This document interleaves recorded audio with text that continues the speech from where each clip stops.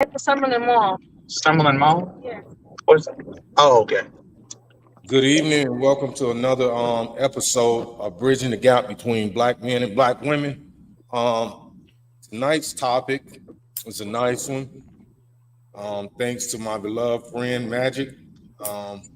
Men needs versus women. I have some distinguished guests, repeated guests, and please introduce yourself for the audience, please. Go ahead, Alonda. Hello, everyone. Al- Oh, go ahead. Alonda Kariakou. Ramon Thomas, better known as Grandpa. I wonder why. And I'm Magic here in Cali. Hello, everyone. And I'm your host, Ramon Williams. So again, we have an exciting one, and the reason these guests have been chosen because of their perspectives, and I respect these people. I got a lot of love for them. So let's get started. Men's needs versus women's needs. So Ramon, I talked to you earlier about this, and you said that the needs are parallel. Why do you think that's so? It runs parallel after being in a marriage for 22 years. It runs parallel because men and women both have equal needs. Both want to be heard, both want to be seen, both want to be appreciated. And so those are needs that are running parallel. But in modern society, we have been taught that the woman is supposed to be submissive. But after being in a marriage for 22 years, women have no problem with being submissive if a man is leading. And so for a woman to be submissive, a man has to be taking care of all the things that a woman needs. I like this man already. Oh, my her mental, her physical, her spiritual. And so I am a big component of scripture and trying to live a holy life in a marriage. And so God said when a man finds a wife, he finds a good thing and he finds favor of the Lord. So what is that favor?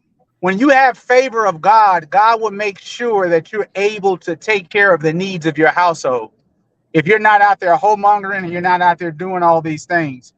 And so after being in a marriage for 22 years, what I've learned is that I've been through counseling. And there were many times where I didn't hear my wife. Every time that she would speak, a woman is telling you exactly what they want. Either they're yelling it, they're screaming it, or they're speaking it. But they're not like men. We kind of like, we try to give hints. You know, they kind of like a real woman is going to tell you exactly what she wants. You know what I mean? I'm in trouble right now because I've been off work and I'm in the middle of a remodel, and my wife wanted me to. I got my friend to help me paint, and we didn't get it finished. But like I was telling her, I'm like, I'm not motivated right now to get it done, you know? And then she said to me, well, I ain't motivated to get you no cooch. So I'm like, well, you can't deny that. You know, she was like, well, you can't deny what brings me peace in the house. So both, they're running parallel. I want something or need something, and she needs something.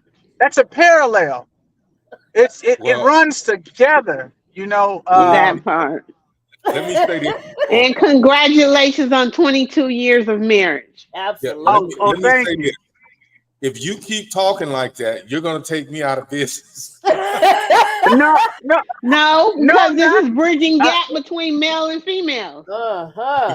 I'm gonna take you out of business. I'm gonna get around to what you want. I'm balanced and fair. So I'm just giving you. I'm answering your question. How does it run parallel?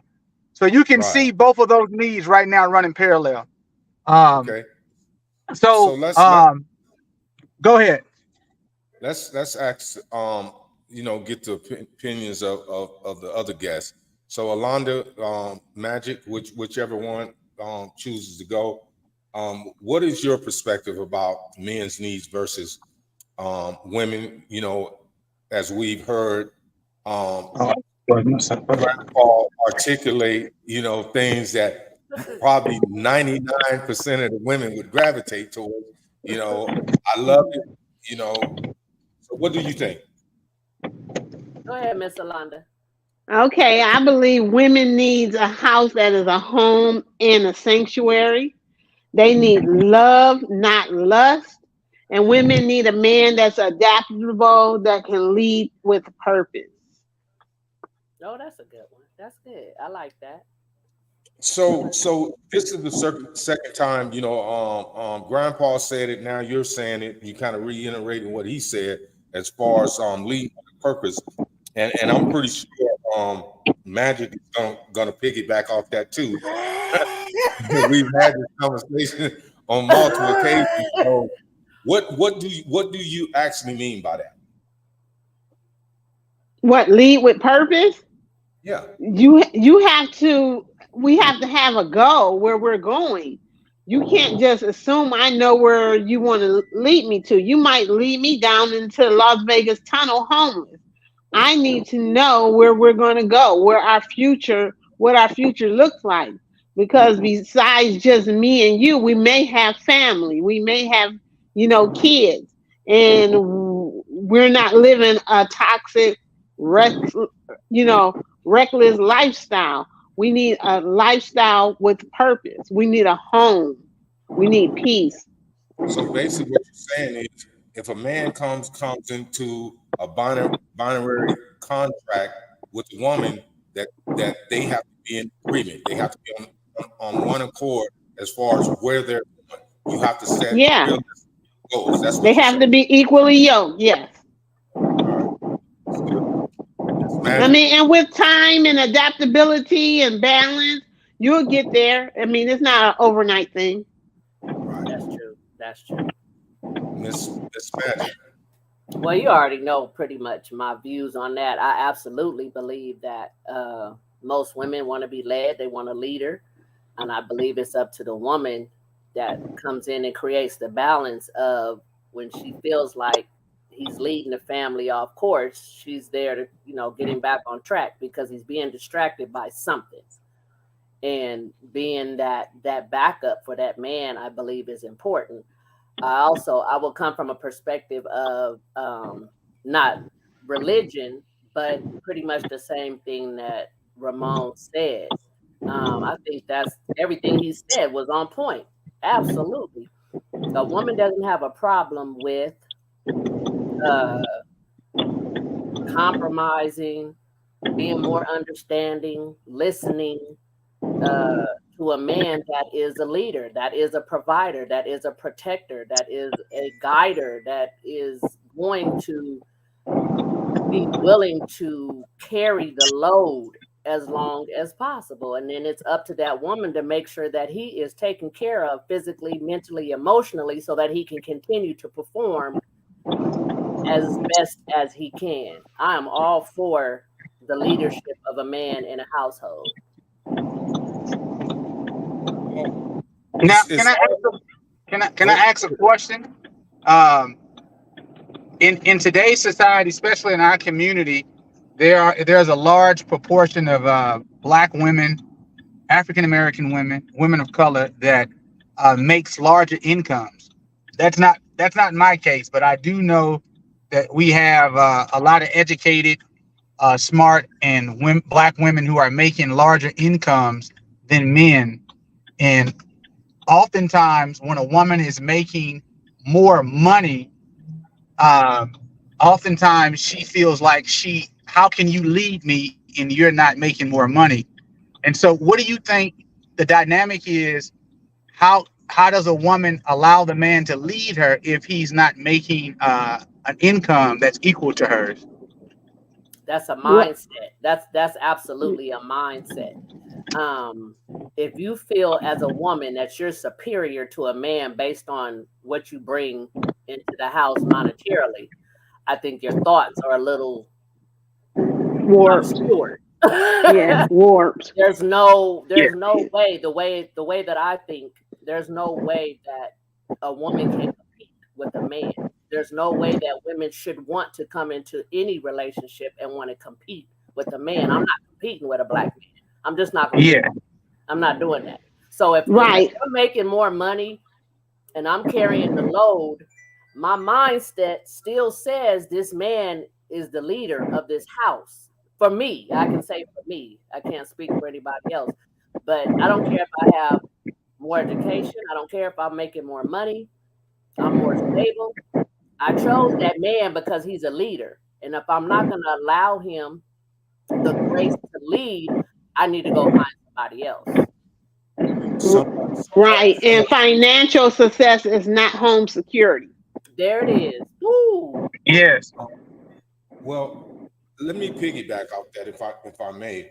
You know, watching a lot of these shows that I do, the consensus is that, and this is coming straight from the women that have become successful financially and academically, that it is said that once a man comes into his financial security, he reaches out for a woman to provide that security, which he's for. But yet when women come into this, and this is not all women, it's just a lot of women, you know, what they do is they say, well, if a man is not making what I want, I want to separate from this marriage, and I want to go and find a man that's making just as much of me, if not more. This is what I've noticed. You understand? Somebody's mic is too high. They need to slow it down. Getting a lot of feedback. Oh, that's the wind when Ramon is driving. Oh. Oh, okay. Oh, you must have your phone by the AC. What'd you say? Well, you got your phone by the air conditioner? No, I'm not the muted. So I'm gonna listen in, and when I talk, I'll tap in. I'm gonna mute it. Okay. Okay. That's fine. Oh, okay. So what I was saying is the consensus is, and I know this is not everyone, you know, but a lot of these women that were interviewed that had become successful or making six-figure salaries, you know, instantly wanted to separate from the man. And when questioned, why did you do that? Why would you break up your home that you have children by? Before you got to that status, it was the man. But now that you have excelled above him financially, now you want to part. And it's kind of hard for me to understand, but I understand what you're saying, Magic, because if women had the mindset that you had, and they were thinking the way that Ramon is talking in collaborations with what Alonda has said, then we wouldn't even be having this conversation. But because women have that mindset, well, I got mine, and either you come up here with me or you got to go. It's like, where is the loyalty? Where how do I put it?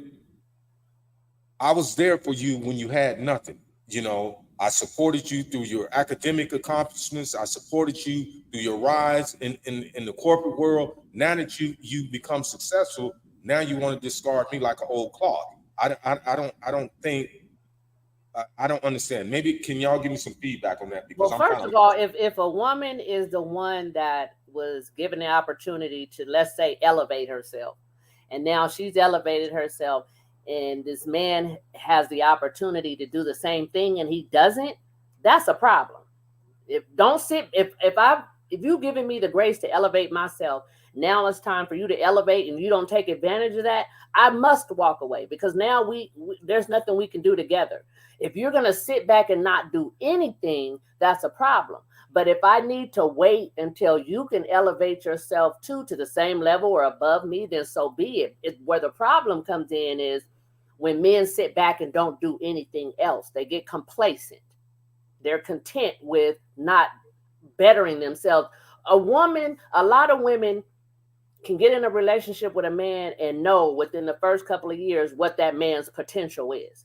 Most women will push a man to do better because she sees that potential in that man.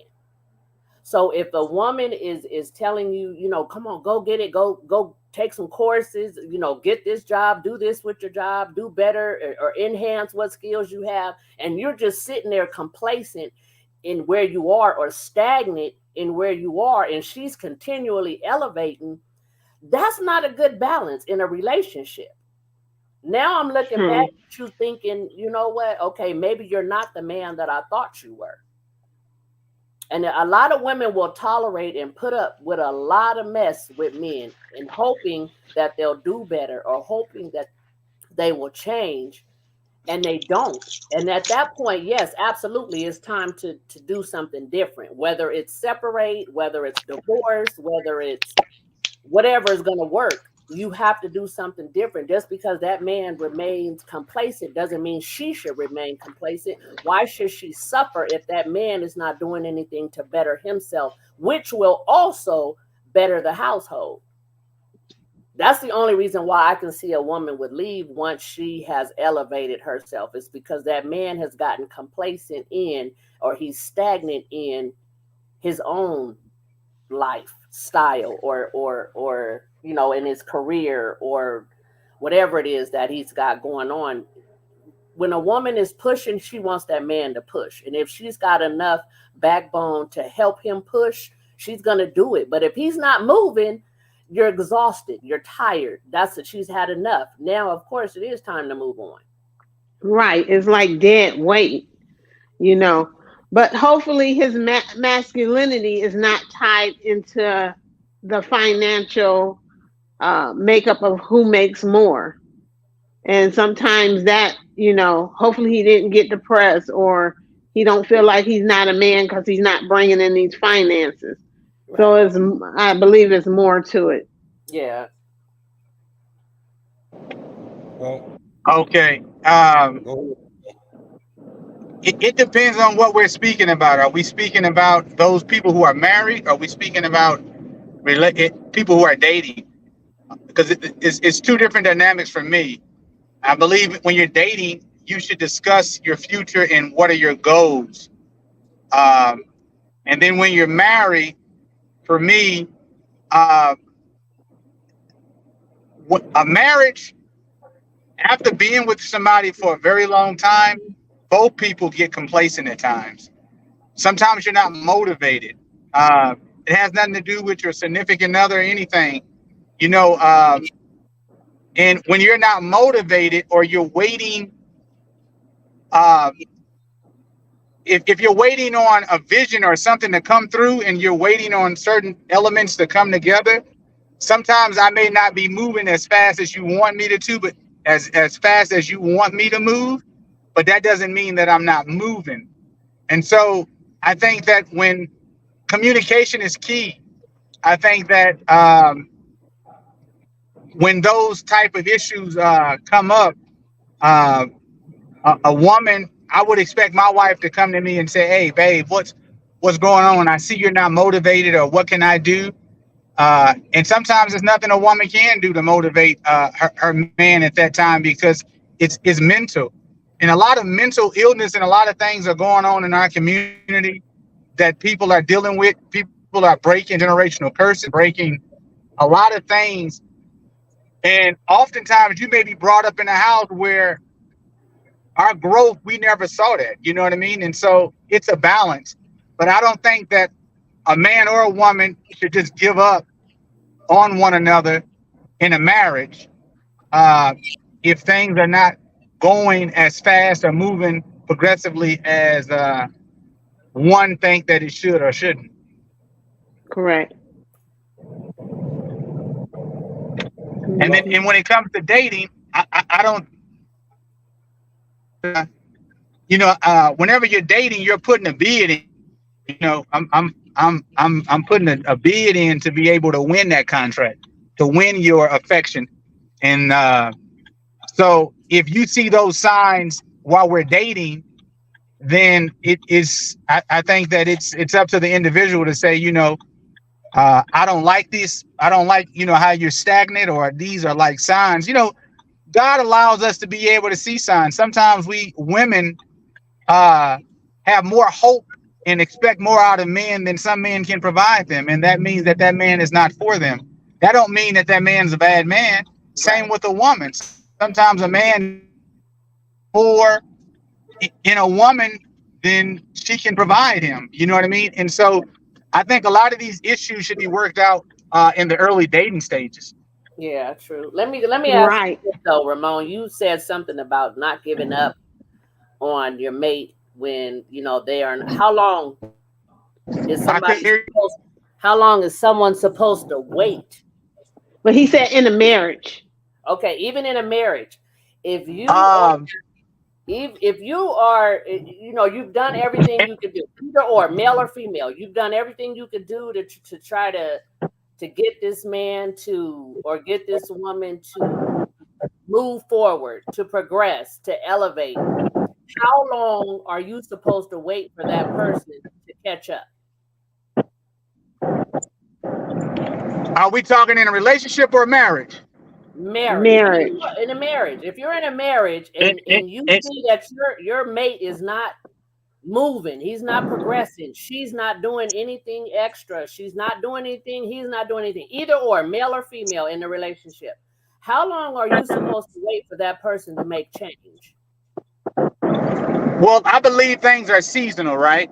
And so I think that after we've exhausted ourselves of having conversations and we're trying to reach a mutual ground and there's no elevation, it's stagnant. You know what I mean? Anything stagnant dies. Any water that's not moving, it eventually becomes toxic. Right. And so that happens in relationships. It happens all the time. Mm-hmm. But I've had seasons. After 22 years, I can speak of seasons in my relationship where I haven't moved, she didn't move, and she was stuck in her ways, I was stuck in my ways, and we seeked out counseling.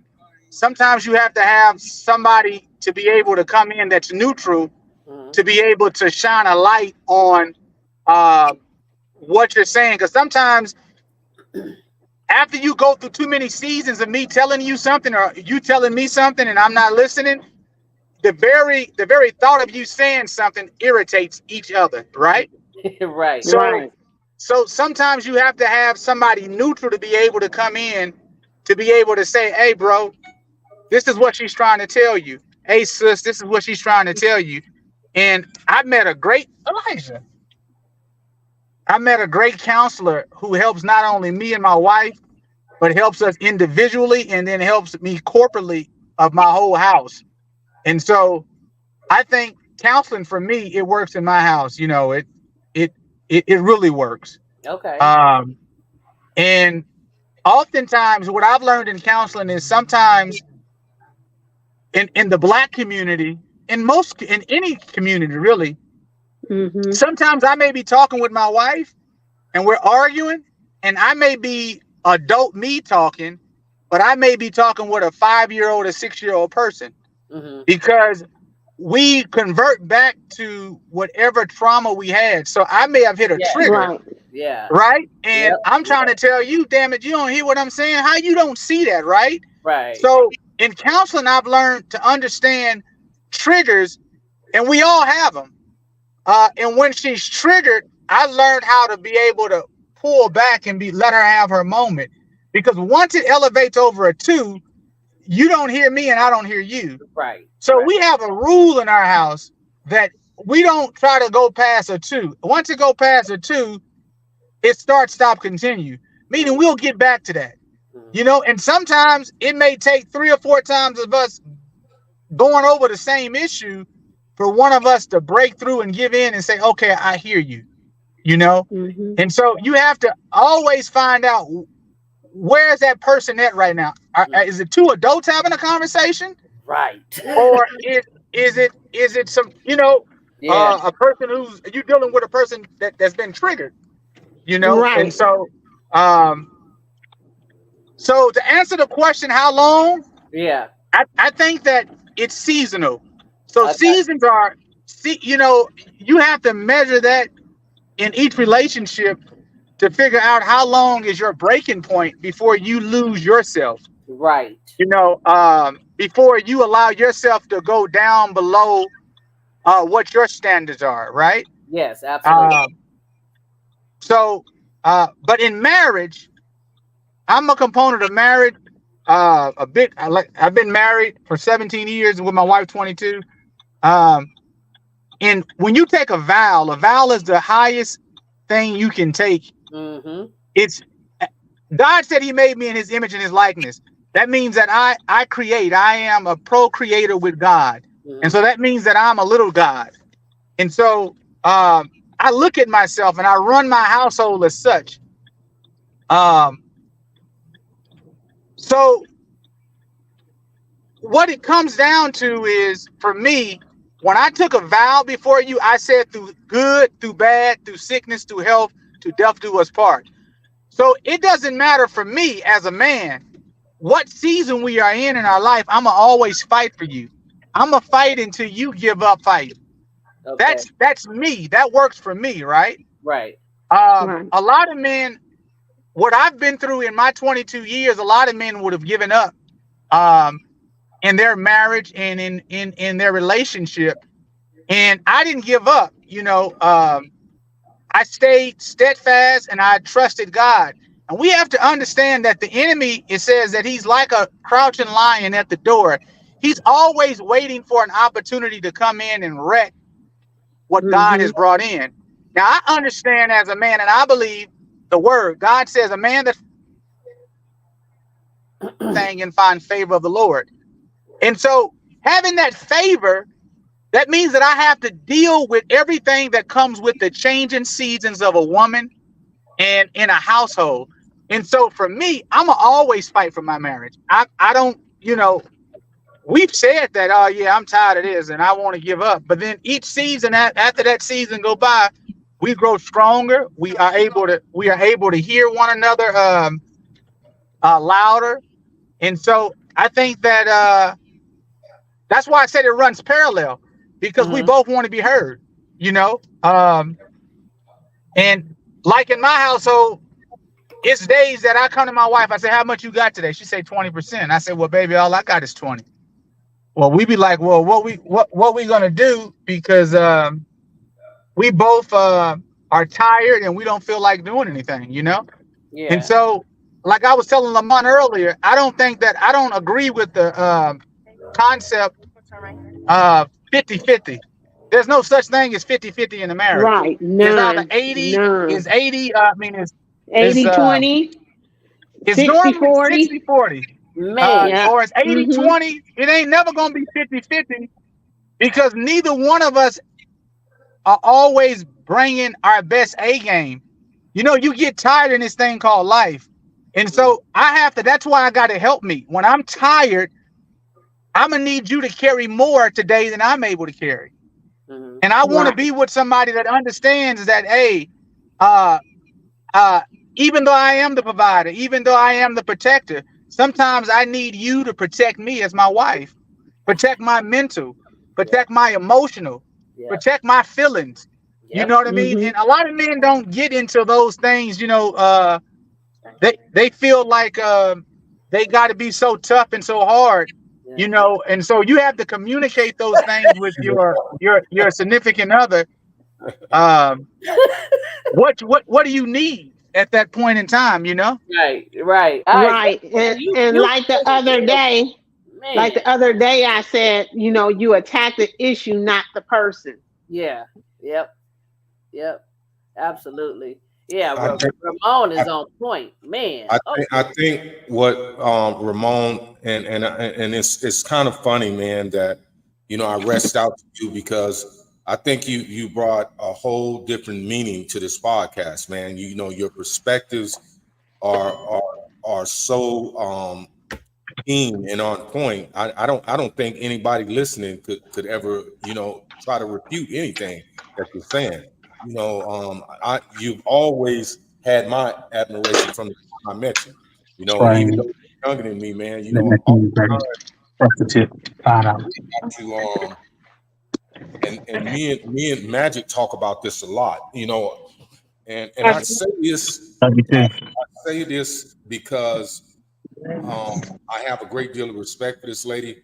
You know, our perspectives are kind of offset at times, but the respect that we have for each other is overwhelming, you know. But the communication, but hearing you speak, man, I think a lot of the things that you spoke on, I have to embrace and put into my life. You know, I have to incorporate, because I'll be the first to raise my hand, man. I'm talking about, I gave up on my marriage because of social media. You know, my wife wouldn't leave that social media alone. I felt I was being disrespected as a man. We talked about this, you know, right. You gave me your opinion on it. And I think as men, we need to start putting our pride aside and start listening to our women, because that's what they are. They're helpmates to keep us balanced. But you know, we got our egos going, you know, we want to push them aside, and then when we get out there and fall on our face, then we want to blame them for not allowing them to help us. So I agree with you, man. And thank you for that. Yeah, just to add to what you're saying, egos is a large part. I've dealt with social media. I've dealt with social media several times through my marriage, you know, and what I've learned and come to understand about social media, it all comes down to trust. I should trust my wife to be able to move on social media in any area of life, and I should trust her. I dealt with insecurities in relationships because my mother cheated on my stepfather. So I came in a relationship with already insecurities of, if my mama could cheat, another woman would be able to cheat. Now, early on, my wife never had any intentions of only being mine. You know what I mean? And but you can create an atmosphere as a man where you are accusing and pushing a woman to do something, and you can force them to do something that was not even on their mind. Because again, life and death is in the tongue. So if I'm saying you doing things and accusing you of doing things, sometimes you're creating that environment for the woman to go out there and do that very thing. Because again, like I said, the enemy is at the door. And if any time that the enemy is, he sees that you're shaken as a man, he's gonna put pressure on you. So social media, I think that a woman or a man should be able to have social media, but I think that you should respect one another while you're on social media. But Correct. What I've learned in my marriage is I have a beautiful woman, and that's what I wanted. And so I can't expect other men not to shoot their shot at my wife. I had to mature and learn that. Yep. They're gonna always be in her inbox. My wife right now, if we open her page right now, she got about 50 to 60 unanswered or open messages with people shooting us out. And I used to say, well, why don't you delete it? And she said, babe, I would be doing that all day. She said, I would be doing that all day. Yep. Right. And so I had to come to the understanding and realization that, okay. And then, like, even when we first got together when I was young, I'm like, hey, I don't want you talking to no dudes and all that. Like, I'm enough, right? But then I had female friends that's just what it was in high school, really good friends. And I talked to them and I'm like, oh, well, you know, I ain't gonna do nothing. So what am I telling her? I'm saying, well, motherfucker, I don't trust you. Right. You know, and so you create environments. It has to be an environment where you guys truly trust one another. Yeah. And so what I had to learn through counseling, and I didn't learn this on my own, I learned this through counseling. I leave well enough alone. You know what I mean? I trust my wife now. I trust her 100%. And I don't worry about what other people are doing on social media, because I trust my wife and I love my wife, you know? And so it's no difference if she go out to the nightclub or me and you go out to the nightclub. We can't stop women from coming up, talking with us, shooting a shot. You know, it's for me, right. It's for the man or the woman to say, hey, yeah, I'm in a committed relationship. Thanks, I'm flattered. I appreciate it, and leave it at that. You know, but oftentimes we want beautiful women, but we don't want the things that come with having a beautiful woman. Oh, say that again. Say it for the people that didn't hear you. Come on. Yes. Y'all are crazy. You know, and so we should never, as men, especially in marriages, and I had to learn this, we should never be shooken by another man. Because if you're shooken, you're saying to not only your wife, but you're saying to yourself, do you really got it together? Do you really got your shit together? Are you running at your best A game? You know what I mean? Why are you worried or shaken by what another man is doing or saying? And that's confidence that I had to build and I had to learn. You know what I mean? I was raised by my stepfather, very old school. My dad wasn't in my life. And so that's why I say, again, I keep coming back to a running parallel. I'm partially the man that I am today because I have a good woman that taught me how to move as a man. You know what I mean? She teaching my son, but I didn't learn this at home. I learned this from being with my wife, how to move. I touched briefly when we were talking about before we had the call about work. My wife pushed me to get straightened up at work. She was like, motherfucker, you it's people out there at your job. You work harder than them and they're making straight and double and you ain't doing that. So my first company, I'm like, baby, no, I don't want to ruffle no feathers. Ruffle no feathers. And she like, yeah, you ain't gonna be doing that. I'm like, girl, she's like, no, you ain't gonna do that. So I give her the credit to my growth because she pushed me. And I remember when I went to the first company, I had been talking and debating back and forth about my pay for about a year. And she said, look here. She says, the busy season is coming up. You tell them either they pay you or you got to go. I told them when I got my money, but I never would have done that on my own at that point in time in my life because I wasn't used to moving and really speaking exactly what I want. And so oftentimes women are able to move in arenas that men in society, we're not able to move in. And so that's why I say sometimes as a man being a leader, you have to also be led. And that's something men don't want to hear. Sometimes you have to allow and listen to the wisdom of the woman that God has given you, because sometimes that woman that tells you wisdom and the understanding. Yep. Yeah. So let me ask this question, Ramon. So for those men that's out there, including myself, and you know, I'm always going to take accountability for my actions as a man. You know, what would you say to these guys? Because you know, the mindset, particularly of black men, is they don't want to hear a woman.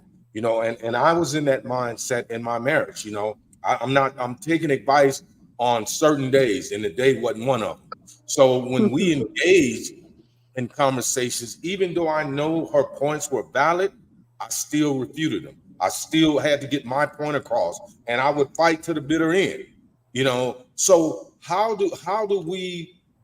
Are you suggesting that when we come to this point in a relationship or marriage, that we seek counseling, or we just have a broader perspective and understanding about life and listen to that person that God has put in our life? Well, it's a little bit of both. So sometimes you need counseling, but the very first thing that a man needs to do in any relationship is first check ego. Because what I've learned, and even before my wife, there are some good women out here. But in society has painted a picture of what a man is that really does not work in modern society and modern relationships. And so if a man wants peace in his home and he wants his home to be happy, a man needs to be able to hear. Number one, God gave us 2 ears and 1 mouth. And so sometimes we have to double up on our hearing and lessen up on the talking. And any time for me that my wife is acting outside of what I deem that she should be acting or moving, I go to God in prayer. And so we have to have some kind of something outside of our wives that we are able to have those conversations with other men, with other mentors, or somebody who can give you a balanced perspective on how you're acting. Oftentimes men hang around people who act just like them. And so when you are talking to your homeboys, they telling you what they will or wouldn't put up with. But in the words of Betty Wright, them same men will be that they'll be, if you catch them and you had a camera in their house, they'll be washing dishes. They'll be washing dishes. They be that clean up husband, changing pampers and doing all kind of stuff. You know, because when a woman's not happy, it disturbs the whole house. Mm-hmm. When a man's not happy, it irritates the whole house. Mm-hmm. When you have a family, they don't give a, they don't care about how you feel. Right. Right. So it's just balance. Is he there? Yeah, he's there. He just took the camera off. That's it. Oh, okay. But he's there. Yeah. Yeah. It just it's a balance. It has to be balanced. We have to have people we are able to confide in and somebody tell you the truth, Yeah, find somebody bigger than yourself. Yeah. Mm-hmm. And oftentimes men don't have that. Yeah. Mm-hmm. And that's why my counselor told or they us, don't want that. True. A little bit of both. My counselor told us, she says, you guys have beat the odds.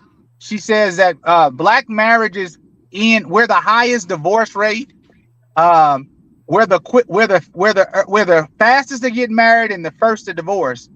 And so told you that. Those statistics are really crazy because we give up too soon. If I would have gave up on my wife when she was acting up, sometimes you got to grow into the role. I'm still growing every day into being the husband she wants. I'm talking and people be like, damn, I need a man like that. No, you don't. Because each and every day, we go back and forth about, what we expect and want out of each other. And some days she win and some days I win. And so it's a progression each and every day, because you said that you're going to be with somebody until the end. And so every day is not going to be roses. Every day is not going to be beautiful. Right. So true. So true. That's so true. That's so very true. He's so on point. So Ramon, what is a man? Because we haven't had this answer yet. What is a man? A man is number one. First, a man is authority, protection. Like that. Mm-hmm. He's kind. He's gentle. He's loving. Mm-hmm. He's understanding. He's considerate. He's patient. He's long-winded. Woo! Don't say that word. Come on, Ramon. And so when you add all those up, you have somebody that's balanced. So a true man, to sum all that up, is a man that is balanced. That means that he operates and can operate in all those things I just named. Okay. And if he lacks any of those, then he's not yet mature enough to really be to have a wife or have a woman. And I talk to my son like this. You have to, because a woman needs all these things.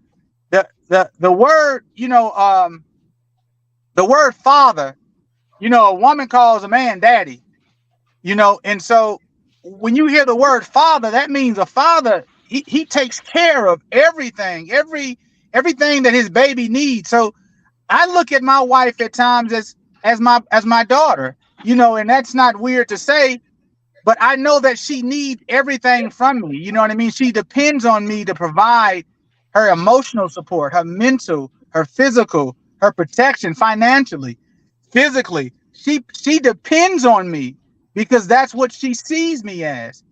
And so oftentimes women see men in a bigger light than the man can even see himself. Oh, say it again. I love That is so true, King. That is so true, King. Yeah. And that's where we as men are lacking, because we don't see that. We get so caught up, and we have it harder than any other group of people, because sometimes we get so focused on the money, we lose every other aspect of what it means to be a husband in the house and a father. We get so caught up in our day-to-day activities, and we can't be those things that I named to be balanced. And so oftentimes a woman is nagging because she wants you to be balanced, and she doesn't know how to articulate that other than nagging and complaining. And so I've had my wife tell me before, I don't even want to say nothing to you because I don't want to come off as being nagging, because you say, you're nagging. But I don't want her ever to get to a point to where she's quiet and not telling me what she wants, because a woman that goes quiet, you're in trouble. Oh, you're in big trouble. Big trouble. Yeah, I say that all the time. Don't let me go quiet. Yeah, when they go quiet, you're in trouble. But that's on the other end, some women and modern women has unrealistic expectations when it comes to the modern man. A woman is saying, I want a man to make 6 figures. I want him to be able to make love to me like he's 16. I want all my needs and I want all my wants provided for. But then some women, not all women, are not able to deal with a man who's balanced, that holds you accountable, holds you responsible, can tell you when you're wrong, and a woman to be able to accept, being corrected by her man. And so it's both. Both people need to be balanced in a relationship for a marriage to work and for a relationship to work. And Ramon, what does correction look like? Correction looks like, first, me verbalizing and telling you what I dislike and what I disapprove of, right?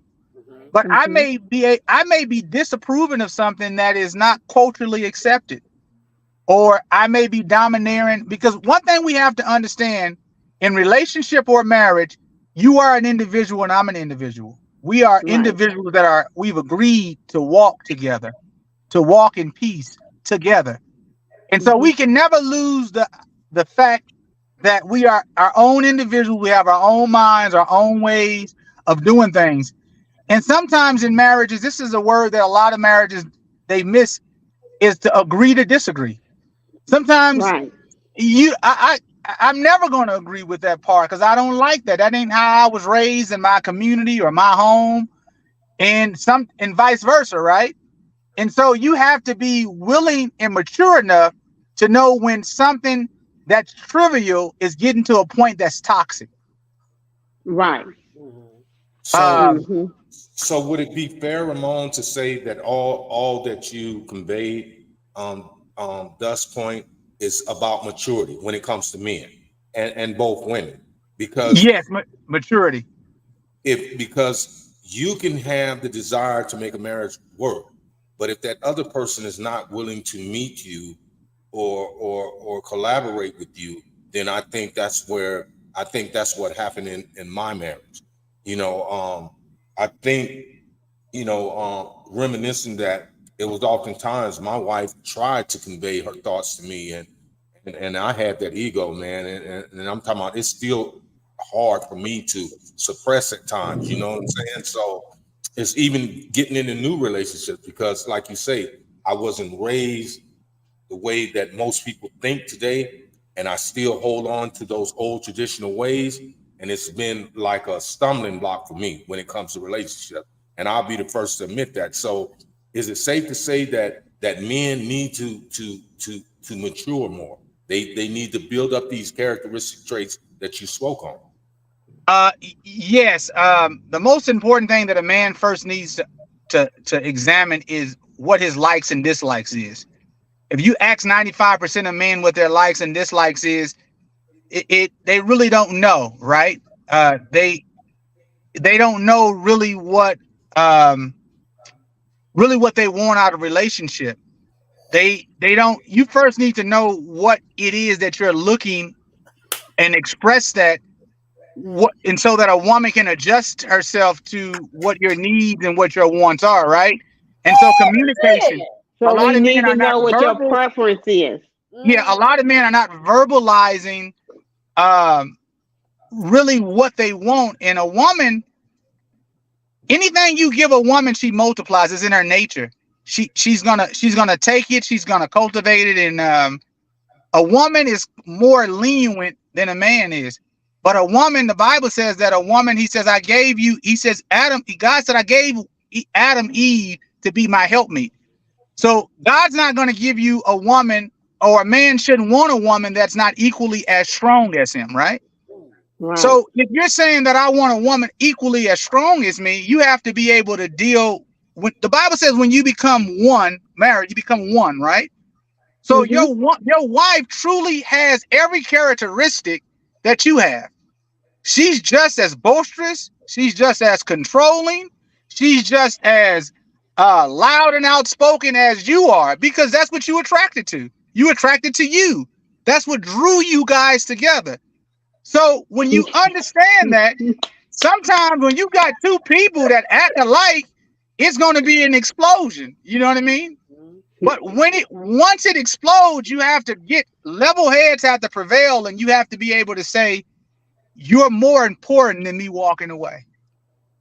That part. And oftentimes we're not mature enough to even be able to admit that. We admit it later on after the divorce is over and everything is done with. Then we look back. It's like in my household, it's certain shit I just don't do. I don't have to worry about certain things. And it's certain shit my wife don't do. She don't, when it comes to bills, she don't know what she used to complain and say, oh, I need my own money, because she was a homemaker. I said, well, shit, I'll give you the money and I'll come get money from you. It didn't bother me. And then when it came to bills, I'm like, did you take care of that? I let her handle it. Oh, I forgot that. Or like she asked for some perfume. I gave her money 5 or 6 times and she still didn't go get it. She used it on something else. So what I had to learn is that oftentimes they don't want you to give them anything. They want you to go do it.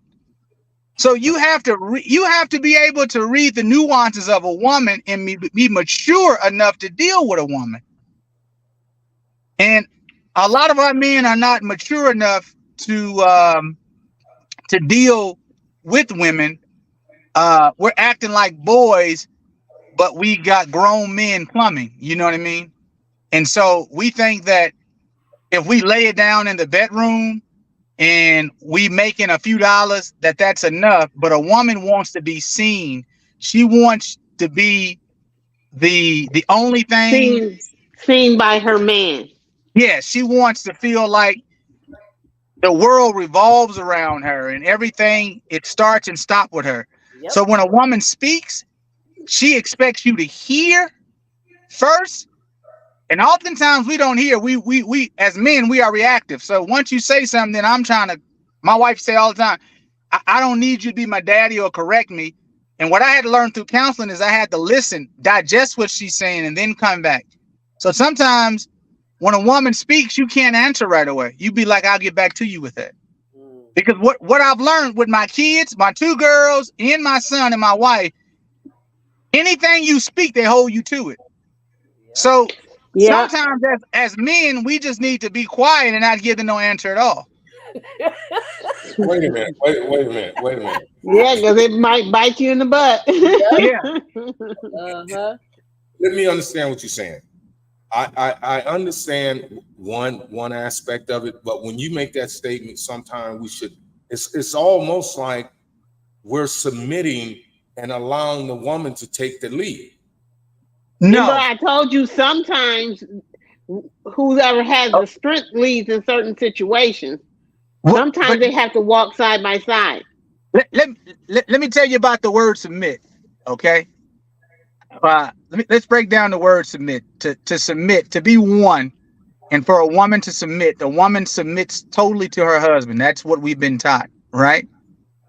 But as a husband, to be a true leader, you have to be able to submit to the peace in your home. Woo. Not to your wife, but you're submitting to peace being in your home. That's being a true leader, when you can submit to not my own ego or not my own way of doing things, but I know that if I continue to push in this direction, that is going to cause disruption and it's going to cause chaos in the house. And so as a king, I cannot fight multiple battles. I tell my wife all the time.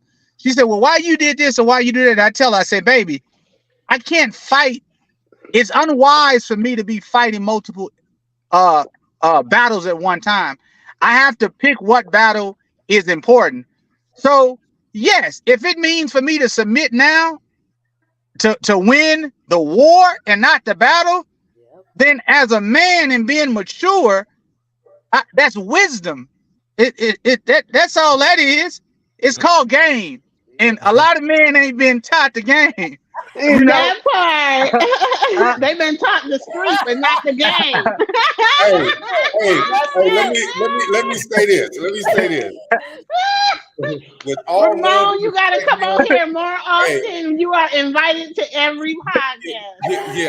Hey, man, your wisdom is beyond your age, and I know off this set I'm gonna hear this. You know, so you know, to say something, you know, very humbly, man. I'm talking about you being on here has put me in a more humble state, because now I see things from a male's perspective. You know, with when you don't have that male that you can confide in and talk to, and you're always dealing with women, you know, because if you go back and look at some of the shows that we've had on here, on this podcast, I've been, I'm talking about, it's been like this, just bumping heads. Right. Had I had that mindset, I would have just stepped back and said, okay, you're right, you know, and then came at it another way. But because I've been taught a certain way, whenever I'm confronted, then I take on that challenge. And that's not always the wise way to deal with things. So I commend you for that, brother. Let me tell you something. If you go and look at the Egyptian paintings of a king and then the woman standing behind her, a lot of people miss an aspect that's one of the most important things. In Egyptian culture, a man, once he reached the high level of wisdom, he put a wig on his head to signify that he has become balanced. So in the picture, if you go pull it up, the woman has her arms in between his and she's holding her man up. And so the woman is behind the man, holding the man up. Okay. And so the most masculine and the most wisdom that I've ever got has came from a woman. It didn't come from a man. And so I've allowed, as the man, and I tell people all the time, this works in my household, but my household, 22 years, I can say that I've lasted out of most, but my wife challenged me to be the best version of myself as a man. And women are masculine. They both feminine and masculine, right? Men are both masculine and feminine. And so when you have that dynamic in you as a God, you have to choose which one works for the moment. That means you have tools in your toolbox and you have to use which one works best for you right then at the moment. Because we are able to be in our feminine energy and be nurturers. And a lot of men, they argue, they say, how can a man ever be in his feminine energy? Well, God was in his feminine energy when he created man, when he, the nurturer. You know, God says when you in prayer, when he says,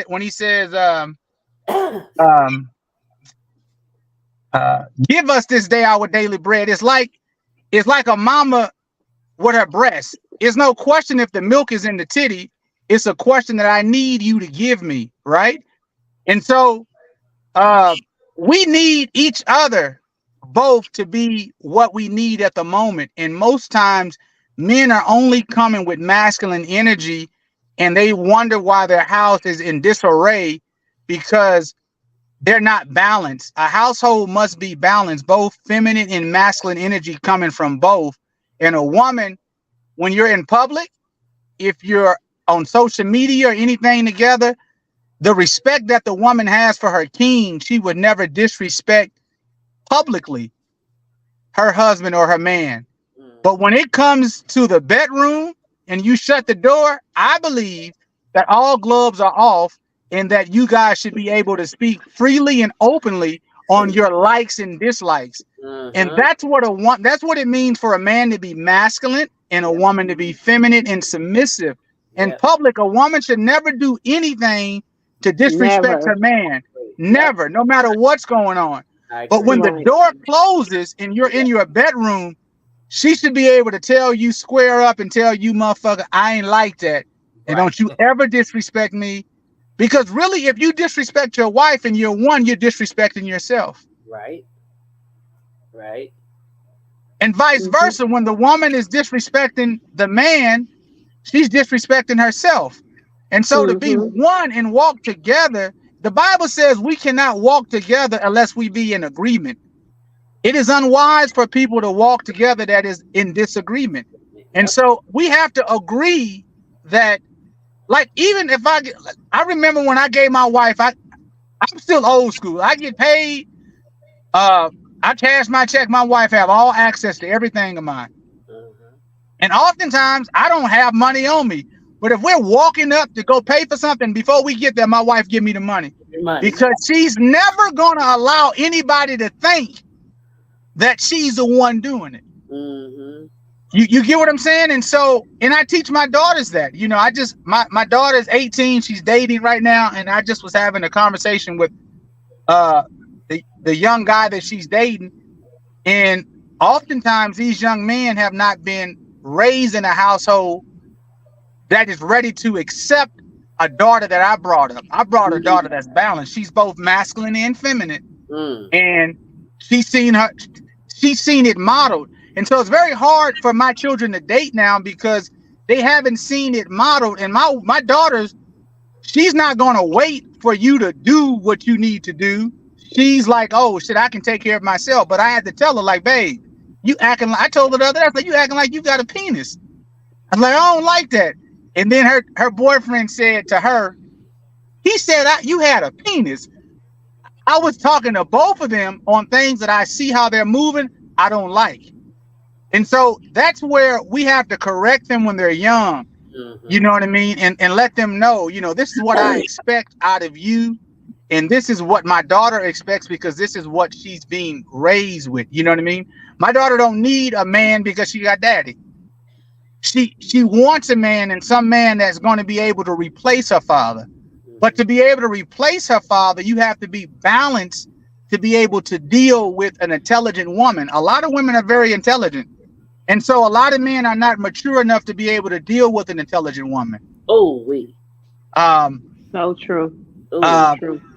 And so these are the conversations that men needs to have in private and publicly, and not get and allow their ego to come down and be like, you know, it's okay to be corrected. Why? The first person to ever correct you was who? God. Your mother. The first person who ever corrected a man was their mother. It was a woman. And so a woman nurtured you until you were strong enough to become a man. A woman should have taught you all the things, what it means, how to treat a woman and do all that. That all comes from a woman. That don't come from a man. Oftentimes, men are out in the field or out working and doing everything to make sure they protecting the resources and bringing the house up. So oftentimes it's a woman that's there rearing up and teaching the children. So a woman has to have both masculine and feminine. So for us to tell a woman, you acting masculine, we're taking away the divinity of what it means to be a woman.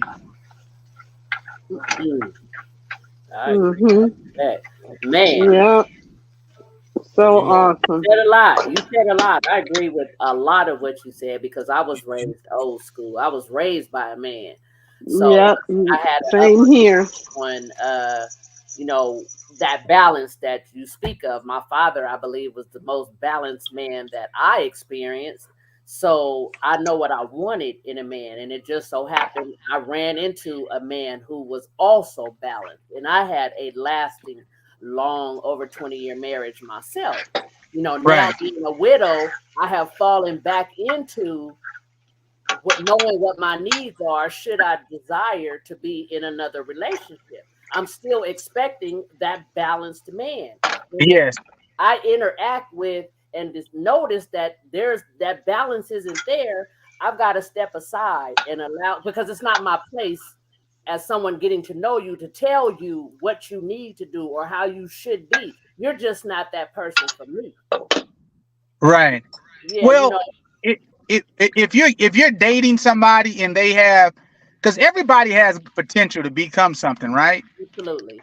And so, you know, if I like you and you have certain characteristics that I like, and I see that you're lacking in certain other areas, Mm-hmm. and I'm feeling you, I'm gonna start in the beginning and say, you know what, I like this, and that about you, but these are some of the things that I've never seen it in any other of my previous relationships, and nor I've seen it in my household. And do you think that these are some things you can work on and change? And change does not happen overnight. You know what I mean? So you have to be willing and open-minded first. Are you willing to allow the time to go by for that man to change, right? And then that man has to be receptive enough to be able to hear and say, you know, I'm feeling you so much that I'm willing to make those changes. But we have to understand and be realistic that change don't happen overnight. Right. You know what I mean? Because you're changing a whole and anytime that we get depressed or get angry, we convert back to our safe zone. And our safe zone is generally where you were raised, your household. And if your household was disruptive and it was out of and not in order, then it's going to be very hard for a woman of your magnitude to be able to find a man that is balanced enough and receptive enough to change if he's never seen that. And so oftentimes it's the woman that has to teach the man how to be balanced if they've never been balanced, because 95% of men have been taught only how to be very masculine, very domineering, and they don't know the other side. Right. True. True. Very valid. Mm-hmm. Yeah. And you know, to piggyback off that, I think that's been one of the downfalls of black men, particularly because we haven't been taught that balance. We don't know how to tap into that feminine trait that we need to deal with certain situations. You know, and I'm a prime example of that, man, because of my background and what I've been through. I only know how to move forward. I don't know how, you know, at times I don't know how to compromise. You know, I don't have no empathy, you know, none of that. It's just like move, bulldoze, and keep moving forward. And it's been so destructive in my life because having that mentality, it's put me in situations where I lost my freedom, I lost my family, almost lost my life.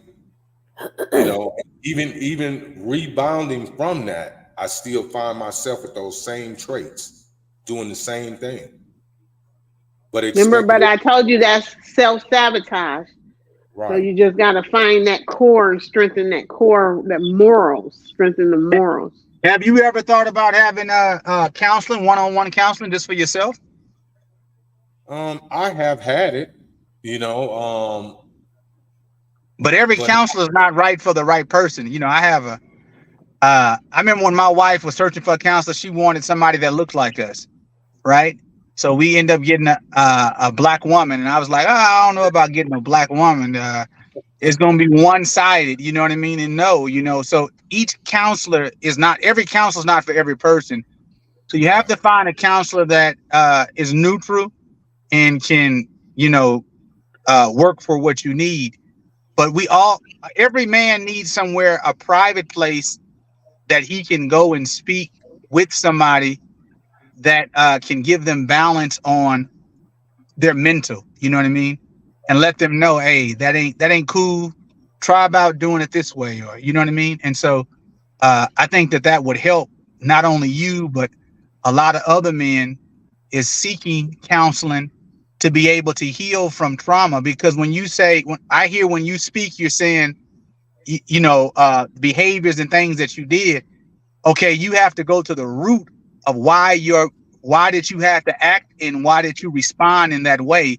So you have to go deep down to wherever that behavior started, and then you have to correct there, or you will live a life that's going to be self-sabotage and not fulfilling, and it's not going to ever move you anywhere. You have to go deep within yourself, and you have to be willing to compromise and be neutral enough and mature enough to understand that you're walking with somebody and it has to be balanced. It has to be. All right. Yeah. So true. So true. So true.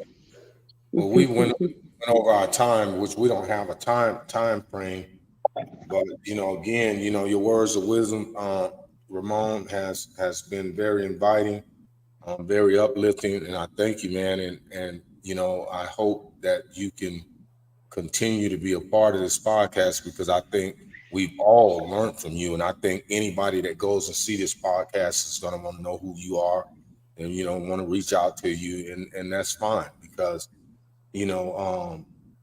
it's always good to share the wisdom that one have, because everybody has a different form of wisdom. Yes. So what you brought to this panel tonight is unadulterated. It was on point, valid in every aspect, and I think everybody that participated in this panel was attentive to what you said on every word. Again, like I said, I know I'm gonna get it as soon as we get off, but it's okay. But it's important though to have different perspectives from men, and I think oftentimes when women do hear different perspectives from different men with different backgrounds and what have you, Ramon is pretty much, we're on basically the same thought process as far as relationships and a woman being led. I think I touched on some of that a couple podcasts ago. I love that. But there are men still that are on a whole nother path of how they feel a relationship would be. Although, I agree with Ramon. I think Miss Alonda agreed with a lot of what he said also. Yet and still having one more person that maybe thinks like Mr. Williams or another thought process or mindset, we still would have more dialogue to have. I can totally respect everything that Ramon had said. Like, yeah, that's definitely awesome. That was definitely so awesome. On point. It was so on point. Like it was kingdom needed. It was needed. And I respect everything that man said, and I listened. I tuned in and listened, and you hit a lot of points that I ride on, I stand on, and I'm like, damn, man, I wish more men would vocalize that, because that's where I am. That is so. Yeah.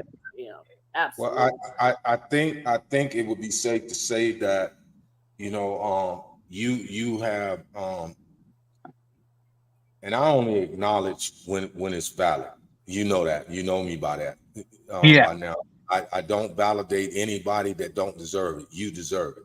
I think what you've done, and I hope you will return and share your wisdom with us. You have brought balance to this panel, because usually I'm usually the only man on here. I think Alonda's husband has gotten on one time. John was on another time, but everybody's so engulfed in working, man. And I thank you, and I thank your wife, for y'all being able to. Why you don't say allow? Why you don't say allow like you said my husband?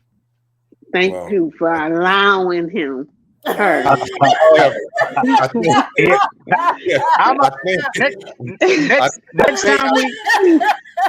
Next time we come on, I bring her. She a firecracker. But I tell people all the time before we get off, I've always said, like, every man needs, and let me add a little more balance. Every man needs a particular kind of woman, right?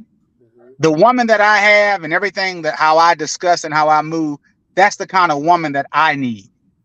I don't need a weak, submissive woman who moves just because I'm speaking. You know what I mean? I want an intelligent woman And I need a woman who's balanced and strong. You know what I mean? And that's what I need. I couldn't imagine being with a weak woman. And so some men need weak women and vice versa. But one thing that we have to understand when I said being balanced, a lot of our women is a large group of our women who are going to the opposite sex or going to women. So when you think about that, why is a woman going to another woman for her needs? Because a woman she looks like a man, she moves like a man, some of these studs, but she's a woman. But that woman is telling us by everything that we see that I want somebody to be able to be soft, not always hard. And so that's why balance is so important. And we just look in society and we see it. You know what I mean? You see women, you be like, damn, she fine. Why she with that? But she's giving her something mentally that we're not willing to come down and be her friend. So you're saying you want a wife and you want to be equally yoked, but you don't want to be your friend first. That doesn't make any sense. That you don't want balance and fairness. You want a slave. And I don't want a slave. I want somebody to be able to see farther than I'm able to see sometimes. You know, like I run everything by my wife.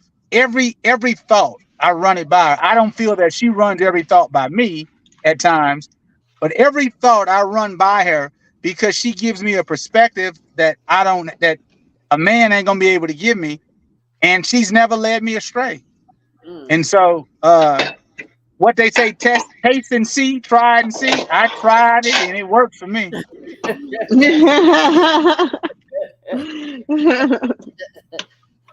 Okay, again, thank you, brother.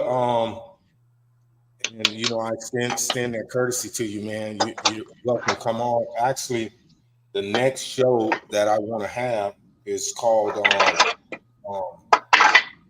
let me look it up because I just wrote it down and I told you about it. What makes marriages successful? So okay. I'm going to have you on and a couple more couples.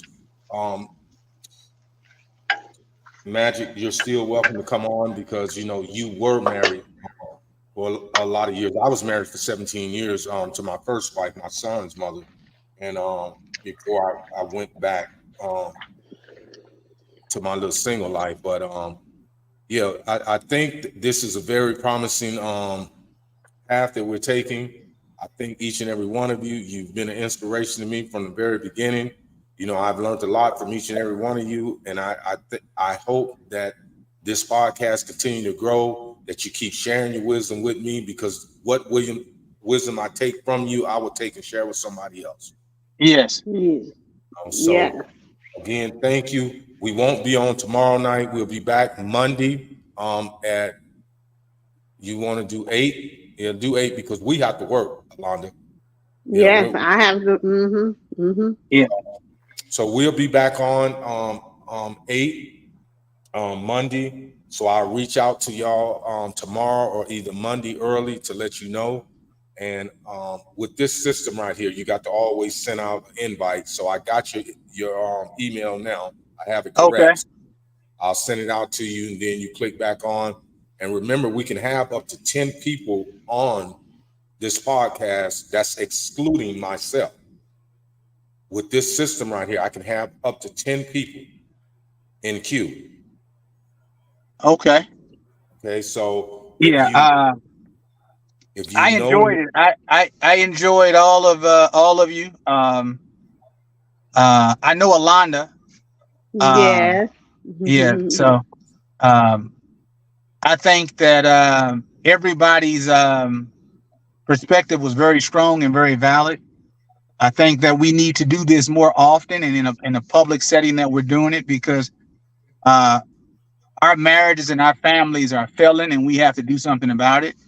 And we have to break stigma and generational curses so we can be financially, mentally, physically, and spiritually ready to take on the world. And we can't do it if we're fighting amongst one another in our homes.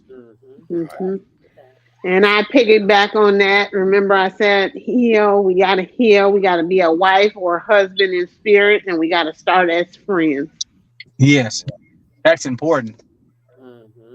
So with that being said, I wish you all a blessed and safe night. And may we get together again and share our knowledge with those people, because we're going to get more people. I know when I wake up in the morning, I don't know what it is with these people that follow me. They hit me at 2-3 o'clock in the morning when I'm asleep. So when I get up, my inbox is filled with opinions and stuff like that. They don't come on live. The comment box hasn't been hit one time, but I'm sure with you being present, being in attendance, once they go through, and same thing with you, Alonda. I know you have people that you can probably invite on. I know you do, Magic, so I welcome them, and let's get this thing going, man. Is this live on Facebook right now, or how does it work? Yeah, it's live on Facebook. It's right live now. on Facebook, Instagram, and TikTok. Oh, okay. And you put it on YouTube. Yeah. Somebody put it on YouTube. Yeah. Oh, okay. Well, they set it up where it's going through there automatically. Thank you, Ramon, again for the invitation. I'm going to watch the World Series and Colorado football game, and everybody have a safe and joyous rest of your weekend. And I look forward to talking to all of you again. All right. All right. Likewise. All right. You guys have a blessed one. All right. Take care. All right. Love you. All right. Let me say this. Once again, I would like to thank my guests for attending Bridging the Gap between Black men and Black women. My distinguished guest, Ramon Thomas, a man beyond his years, wisdom. I just learned more from this man in 1 hour and 21 minutes than I probably learned in 61 years existing. I thank you, brother. I love you. I hope, man, that you can embrace this fight that I'm on. Help me get to that point. Much love, man, and thank you again. See you anytime. next week. All right. Have a blessed one. All right. You too.